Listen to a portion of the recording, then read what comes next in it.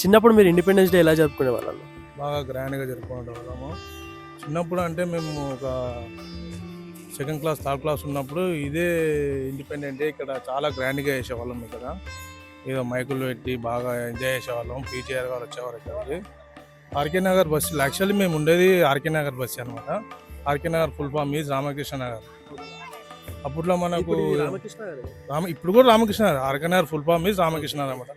అప్పట్లో బాగా మనకు జెండా ఎగరేయడానికి పి జనార్దన్ రెడ్డి గారు వచ్చేవారు. ఇప్పుడు మేము ఎంతో సంతోషంగా ఇండిపెండెంట్ డే అంటే మాకు స్వాతంత్రం వచ్చింది, మనకు స్వాతంత్రం వచ్చా అనే లెవెల్గా ఆ చిన్న వయసులోనే మాకు ఎంతో ఇదొక పండగ, గొప్ప పండగ లాగా మేము చేసుకునే వాళ్ళము. ఒక 1 day బిఫోరే దీనికి ప్రిపరేషన్ చేస్తుండే. నైట్ నుంచే మేము నైట్ 12 దాకుండా 1 o'clock దాకుండా చేస్తున్నాం అనమాట.